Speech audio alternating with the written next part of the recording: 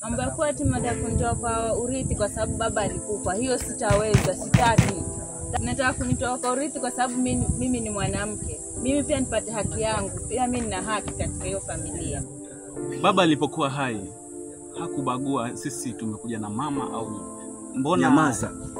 Sisi tunataka kujua hii mali tutaigawa vipi, kwa sababu baba alituachia legacy kubwa sana.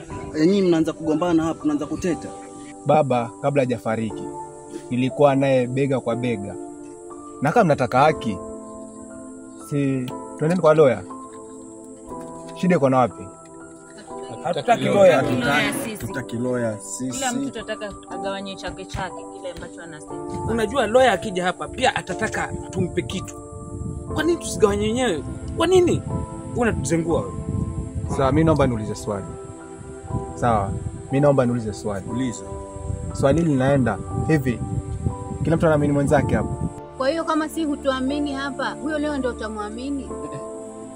Hatutaki cha lawyer wala nini. Sisi tunachotaka ni haki, tugawe sawa kwa sawa. Lakini nafikiria hapo kwa leo atakuwa amefanya jambo la msingi sana. Kwa sababu kila kitu lazima kiende na sheria zake. Kwa hiyo kama mnafikiria labda hapa kuna mambo yanakorogana, ni bora zaidi kufuata sheria. Au mnasemaje? Hiyo kufuata sheria ni sawa. Kwa sababu gani? Sisi pia wametutenga. Sisi tunajua kwa baba yetu tuko 4 peke yake. Mimi na hawa ndugu zangu 3 hapo. Na nyinyi wengine mlikuja na mama. Kwa hivyo pia nyinyi kumaanisha mko na baba yenu na ako na urithi wenu, nendeni mkapate urithi wenu. Sisi tuache tugawanye tukiwa 4. Alituandikishia pia sisi tuna haki, maana tumekuja hapa tokea utoto. Chini ya miaka 5 tulikuwa hapa. Haitawezekana. Situgawanye tu imalisho. Mama. Hii inakaje sasa? Umekaa kimya, hatuelewi.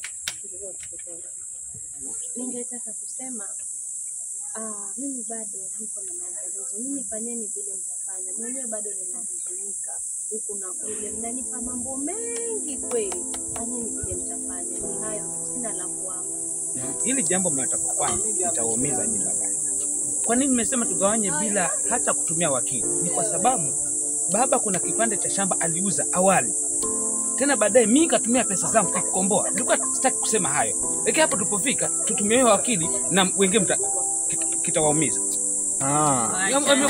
Tutumie wakili kama mnataka wakili. Kwa nini huku tuambia kama umetumia pesa? Mama, hawa unajua ni wengi hawa. Sasa wanataka watuzidi sisi, watuumize sisi. Dada, tusikubali. Hatutakubali kabisa. Sasa mimi nitatoa documents zangu, mimi kipande changu tutagawanya sawa kwa sawa. Kipindi hicho ulitoa hizo pesa, ulituambia. Naona hiki kikao mahali umekifikisha mahali ambapo sasa mambo yataenda kuharibika. Mimi nawaambieni hivi.